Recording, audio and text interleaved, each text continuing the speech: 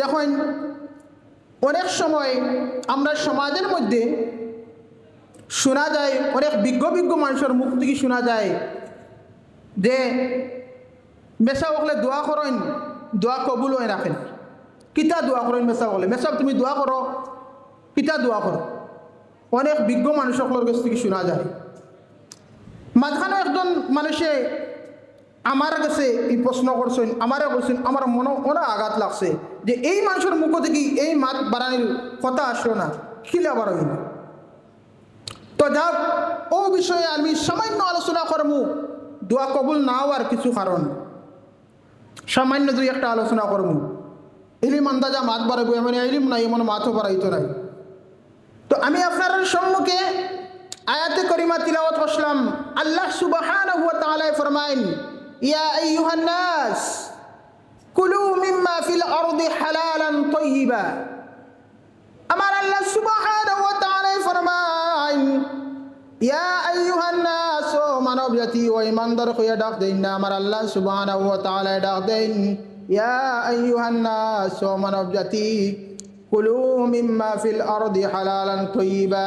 এই জমিনের মধ্যে যা কিছু হালাল পাক, যে কোনো যা কিছু আছে, যে বস্তুগুলো আছে, এইগুলো তুমি তান কি করো? বক্ষণ করো, তুমি তান খাও, হালালকে দেখাও, হালাল খাদ্য খাও।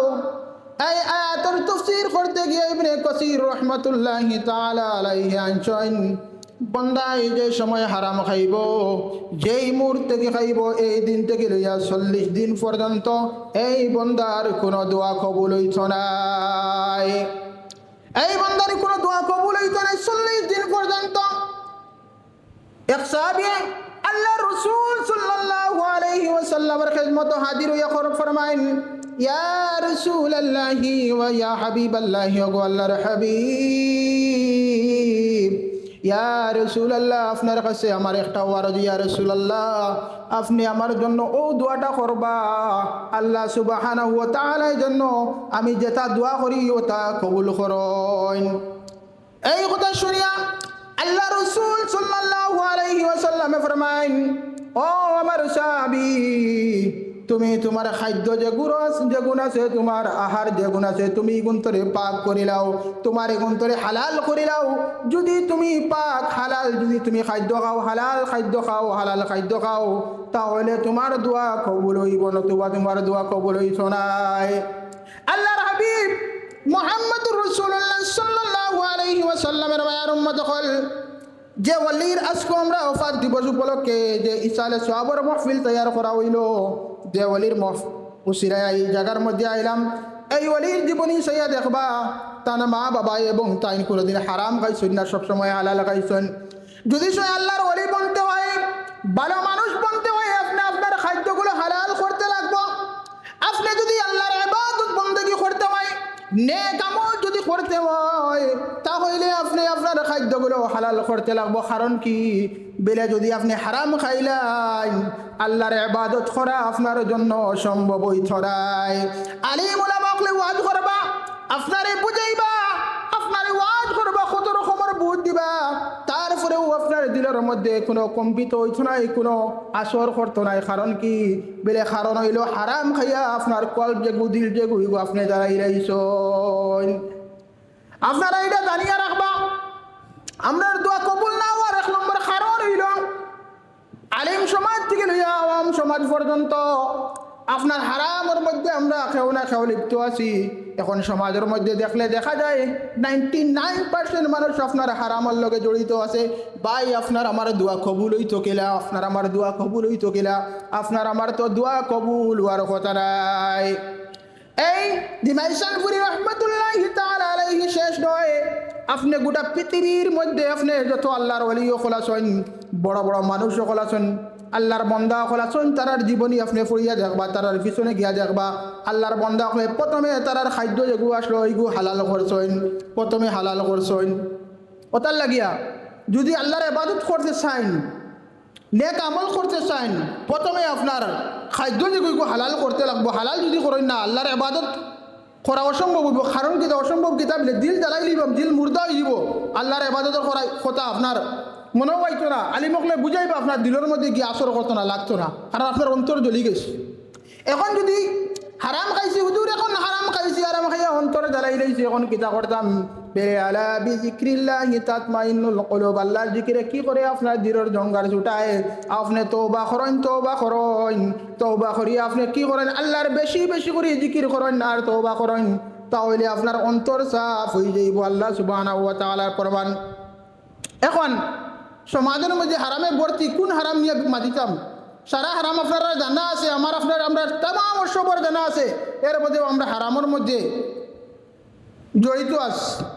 হারাম কি জিনিস, হালাল কি জিনিস মানুষের জানে, বুঝে কি জিনিস জানে, তারপরে আমল করে না। ও আমল না করি করি করি করি করিয়া মানুষ ধ্বংস হয়ে যেতরা, দুনিয়ার বাজারের মধ্যে পড়িয়া মানুষ ধ্বংস হয়ে যেতরা, দুনিয়ার লালসের মধ্যে পড়িয়া হেন লোকে দাফ দেওয়াত লাগিয়া হেন হালাল তরিকায় পয়সা কামাইতরা, তাই দাফ দেওয়াত লাগিয়া হারামও গিয়া পৌঁছি গেছেন, তাই খেয়াল কতরা নাই কেন, তাইকে হারামও পৌঁছি গেছেন কেন খেয়াল না, তাই দাফ দেওয়াত, তাই দাফ দেওয়াত। তো যাও, আল্লাহর হাবিব মুহাম্মদ রাসূলুল্লাহ সাল্লাল্লাহু আলাইহি ওয়াসাল্লামের মায়ের উম্মত হল, তাও শেষ নয়। আমি এক হাদিস আপনার সম্মুখে তিলাওয়াত করছি, হযরত হুযায়ফা রাদিয়াল্লাহু তাআলা আনহু থেকে বর্ণিত। আল্লাহ রাসূল সাল্লাল্লাহু আলাইহি ওয়াসাল্লামে ফরমায়েন, আমি মুহাম্মদের জান যে আল্লাহ সুবহানাহু ওয়া তাআলার কুদরতের হাতের মধ্যে, ও আল্লাহ সুবহানাহু ওয়া তাআলার আমি কসম খাইয়া কইয়ার, নিশ্চয় তুমি তাই বালা কাম করবাই এবং বালা কামর মানুষকে হুকুম করবাই, বালা কাম নিজে করবাই, তুমি তেন বালা কামর মানুষকে হুকুম করবাই এবং বাদ কাম থেকে রুকিয়া থাকবাই, বাদ কাম থেকে মানুষকে বাঁচিবার জন্য উপদেশ দিবাই। আর না হইলে জরুর তোমরা রূপে আজাব আইব, তোমরা রূপে জরুর আজাব আইব। আর যেই সময় তোমার যার কাছে আজাব আইব, এই সময় তুমি তেন আল্লাহ সুবহানাহু ওয়া তাআলারে ডাকিবাই, আল্লাহর কাছে দোয়া করবাই, আল্লাহর কাছে দোয়া করবাই। আল্লাহ সুবহানাহু ওয়া তাআলা তোমার তান ডাকর কোনো জবাব দিত না, মানে তোমার তান কোনো দোয়া কবুল হইতো না। ওটার লাগে আল্লাহর হাবিব মুহাম্মদুর রাসূলুল্লাহ সাল্লাল্লাহু আলাইহি ওয়াসাল্লামের মায়ের উম্মত হল, আমরা রূপে একটা নাই দুইটা নাই, অনেক রকমের আযাব আইছে, আমরা রূপে অনেক সময় অনেক রকমের বলা মুসিবত আইয়া পড়ছে। দেখা যায় জায়গায় জায়গার মধ্যে, অনেক জায়গার মধ্যে আলিম উলামা হল জমিয়া সুন্নি সমাজ চলের দোয়া খতরা, তারপরেও কোনো পরিবর্তন নাই, পরিবর্তন নাই। কারণ কি?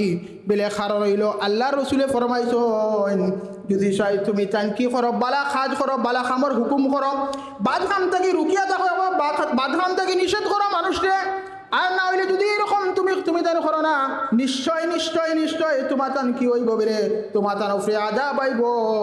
আর এই সময় আল্লাহরে ডাকিয়া তুমি তান পাই যায় না, আল্লাহর পক্ষ থেকে তোমার কোনো ডাকরে সারা দেওয়া হইতো নাই, মানে তোমার তান কোনো দোয়া কবুল হইতো নাই।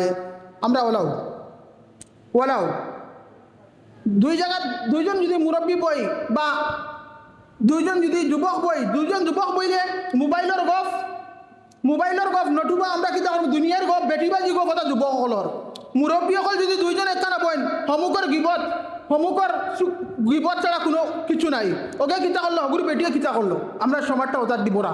আপনারা নারাজ হইবা না, সমাজের অবস্থা ওটাও এখন ওটার লাগিয়া গিবত যে জিনিস, এগুলো খুব ভালো জিনিস। তো গিবত থেকে বাঁচা অসম্ভব এক জিনিস। কেউ যদি চায় মিশা মারতেই বাঁচতে পারবো, চুগলগিরির থেকে চায় যদি বাঁচতে পারবো, জিনার খাত থেকে যদি চায় বাঁচতে পারবো, কিন্তু গিবত থেকে বাঁচা বড় কঠিন এক জিনিস। গিবত কি জিনিস আমরা বুঝি না।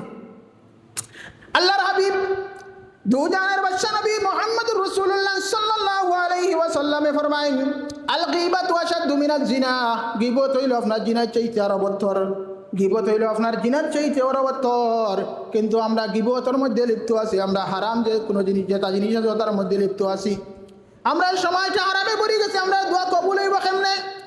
আমরা মানুষের ভালো উপদেশ দিতাম, বাদখাম থেকে মানুষের বঞ্চিত রাখতাম, এটার খেয়াল নাই। আমরা দুইজন একখান হইলে দিনই গফ করতাম, দিনই আলোচনা করতাম, আমরা এটা নাই দুনিয়ার গফ, আমরা মানুষের গফর মধ্যে লিপ্ত আছি। আল্লাহর হাবিব মুহাম্মদুর রাসূলুল্লাহ সাল্লাল্লাহু আলাইহি ওয়াসাল্লামের মায়ের উম্মত হল, এখনো সময় আছে, আমরা নিজেরে যদি চেঞ্জ করিলাই, সুধরিলাই, আমরা প্রথমে আমরা সুধরিবার চেষ্টা করা লাগবো, তখন আল্লাহ মদদ দিবা। লা হাওলা ওয়ালা কুওয়াতা ইল্লা বিল্লাহ। বালা কাজ করা যায় না, আপনার গুনার কাজ থেকে বাঁচা যায় না, আপনার আল্লাহর মদদ ছাড়া গুনার কাজ থেকে বাঁচা যায় না, আর নেকির কাজ করা যায় না।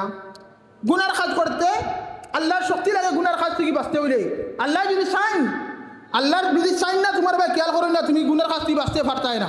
আল্লাহ আপনার ময়া করা লাগবো এবং নেকির কাজ করতা আল্লাহ আপনার সাহায্য করা লাগবো। দুটাত আল্লাহর মুদত লাগবো, আল্লাহর সাহায্য লাগবো, আল্লাহর দয়া লাগবো।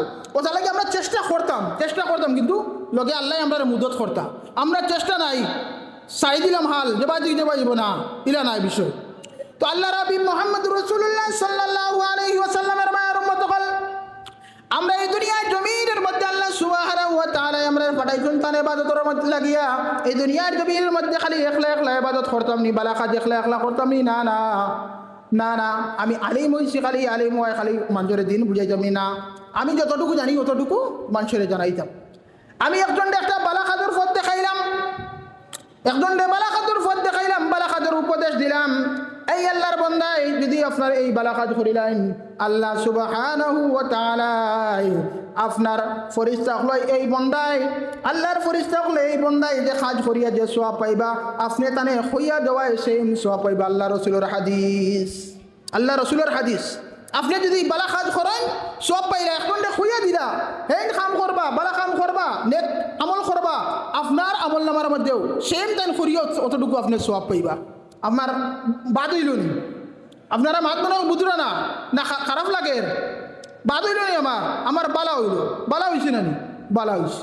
কথার লাগিয়া সব সময় আপনারা কি করবা, আপনার মানুষরে বালা উপদেশ দিবা, বালা রাস্তা দেখাইবা, বালা উপদেশ দিবা, বালা রাস্তা দেখাইবা।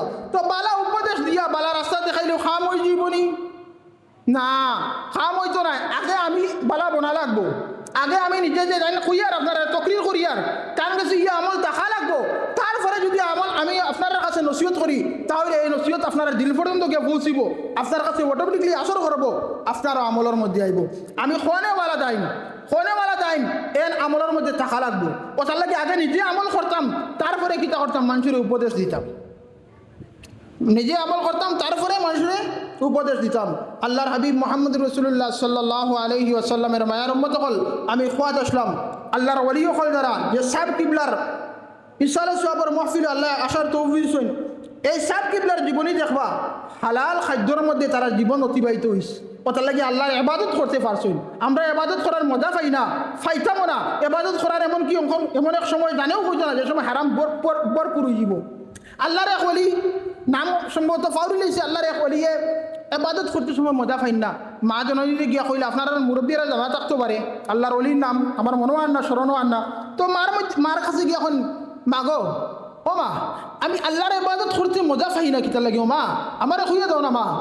তার মা জননী ফরমাইন, বাবারে আমার মনেও পড়েন না, একটা জিনিস মনে পড়ে, যে সময় তুমি আমার গর্ব ছিলাই রে বাবা, ও বাবা তুমি যেই সময় আমার গর্ব ছিলাই, আমি মা জননী অমুক বাড়ির ছাতের উপরে উঠিছিলাম, আর ওখান থেকে সামান্য মধু দেখিয়া সামান্য মধু মুখ দিলাইছিলাম। আল্লাহর ওলিয়ে বুঝবাইলেইছন আমার মা এখনো আমার বেড়া লাগাইলেইছন। কথার লাগে আপনারা গার্জেন দখল মুরব্বী অকল খেয়াল রাখবা, আপনারা অভিভাবক হলে খেয়াল রাখবা। আপনারা যদি খানি যদি হালাল হয় না, আওলাদ দখলরে যদি হারাম খাওয়াই হইতা হারামি বনিবা।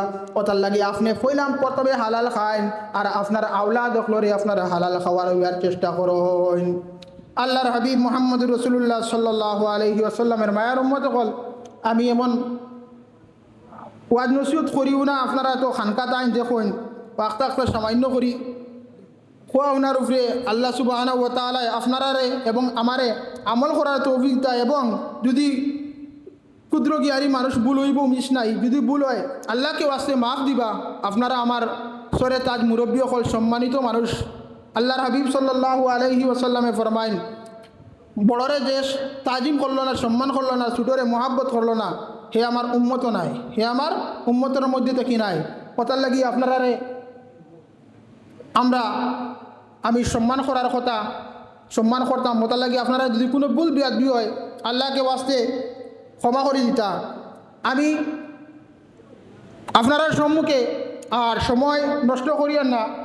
এখন হজরত মৌলানা ফয়েজ আহমদ সাহেব বাসস্ট্যান্ডি হুজুরের সাহেবজাদা উপস্থিত আপনারা সম্মুখে আলোচনা করবা।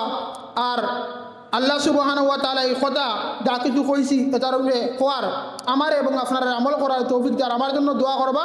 আমিও আপনারা জন্য দোয়া করবো। আসসালামু আলাইকুম ওয়া রাহমাতুল্লাহ।